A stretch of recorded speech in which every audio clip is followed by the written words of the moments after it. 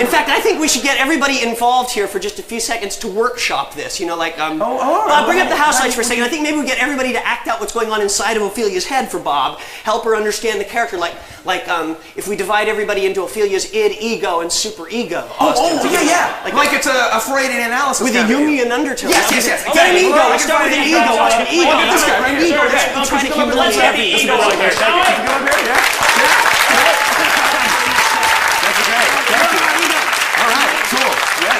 He is.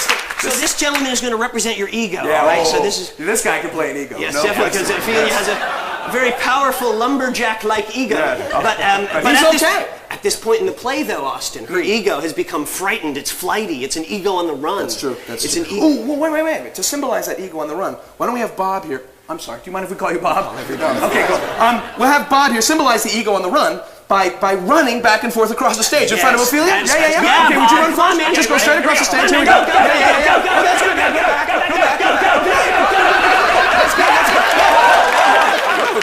Felt that. Such energy. A little bit of the egomaniac, I think. Yeah. Okay, now Ophelia's id or her subconscious. Why don't we have everyone on the floor here in these folding chairs represent Ophelia's id for us? Now, at this point in the play, her id is confused, it's wishy-washy, it's awash in a sea of alternatives, if you will. Oh, that was very nice. Thank you. Yes, Thank you very much.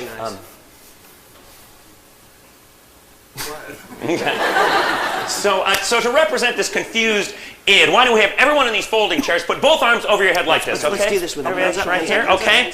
And we're going to say this. We're going to say, maybe, maybe not. Maybe, maybe not. Okay, good. Save it for later. Okay, save it a little bit. All right, you, third one in. What was your problem? Everybody's doing it great. Maybe, maybe not. Maybe, maybe not. He's like this. Does not play well with other children. You know what that means, don't you, Bob? That means you're going to have to do it all by yourself. Come on, man, get him up. Get him up. Great. And don't worry about a thing, man, because nobody's looking. All right? Okay, let's hear it now. Maybe.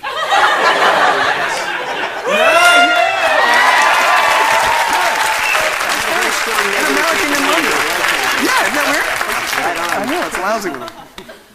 I feel a lot of love in this room. Yeah. I don't know. Maybe it's just me. Okay, so we've got the id, we've got the ego, we got a single misfiring brain cell right here. That's very good. Now, why don't we get everybody behind these seats to be the superego? This is the final psychological component, the superego. Okay. It's like all of those strident, moralistic voices within your head that tell you what to do, very powerful voices that are very difficult to shake. Some people never shake them in their whole lifetime, you know, sort of like Catholicism or something. So why don't we divide the superego into three parts to symbolize the complexity? So yeah, if we get like everybody from where Reed is indicating to my left to be section A of the superego, everybody from Reed to where Austin is now indicating, your section B of the superego, and everybody from Austin over to my right, your section C.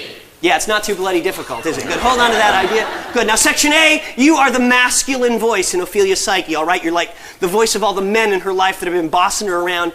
And we'll use Hamlet's line for this. Okay. That'll be cool. I'd like all of you to say, get thee to a nunnery. So let's give that a try. Section A. Get thee to a nunnery. Section A, that was awful. Now, come on. Please, people, work with me on this, okay? We want to make it very loud, very powerful, very strident. Section A. Get thee to a nunnery. Oh, yeah, that was much less totally pathetic. Yes, beautiful. Okay, now section B, you're the voice of Ophelia's libido. Okay, so this is like the part of her psyche that wants to be attractive to Hamlet. You know, you're saying, look, do something with yourself. For God's sake, put on some makeup or something. Just, no offense, really. I'm just totally talking. It's just, this is straight out of the Shakespearean text, okay? I'd like all of you to say, paint an inch thick. Paint an inch thick. I think Section A could learn something from Section B. Possibly. They're small, but they're plucky. Absolutely. Excellent. Now, finally, Section C. We've saved you for last because I think what we'll do is use Section C now to draw this into a modern context because we want to make Ophelia relevant to women of today. So maybe she wants power, but she doesn't want to lose her femininity, or she wants to be a corporate executive, but you know she wants babies at the same time, and she's tired of being pushed around by Hamlet, and she wants to assert herself, and she just feels like saying, "Look, cut the crap, Hamlet. My biological clock is ticking, and I want babies now." Wait, you know what? Let's have him say that. The whole thing? Yeah, we'll have the whole thing. Just Yeah, the whole thing. Yeah. Okay, yeah. We'll have you say, "Cut the crap, Hamlet. My biological clock is ticking, and I want babies now." So Did you say that? excellent. Yeah. So, yeah, your mommy will explain it later, kid. Okay, don't worry. Biology class. Yes, that- all right. yeah. So let's give it a try. Section C.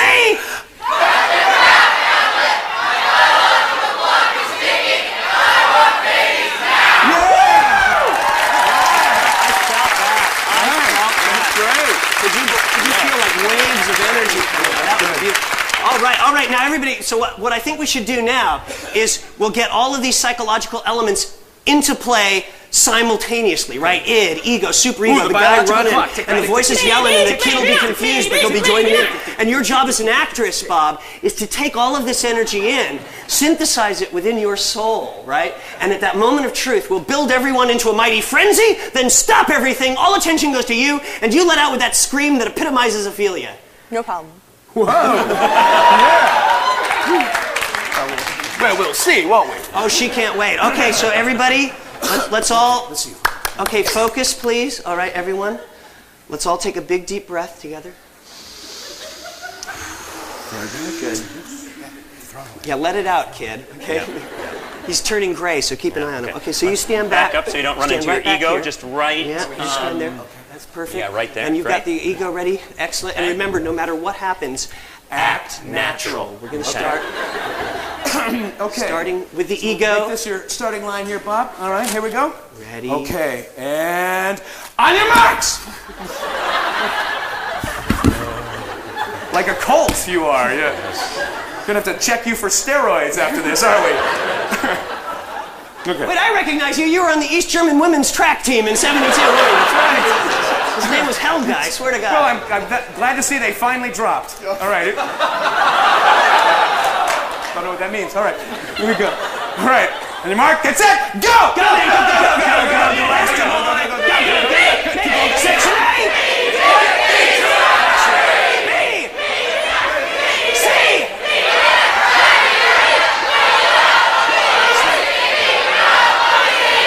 Section A.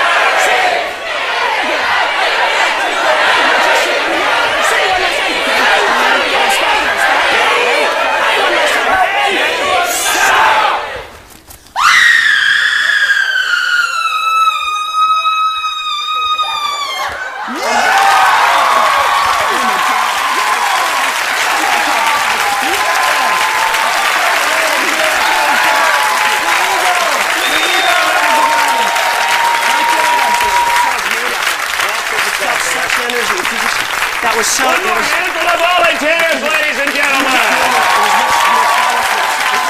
It was lovely. I mean, you put your whole body into it. It was just, because it was just sort of like, it was, beautiful and erotic and sensual.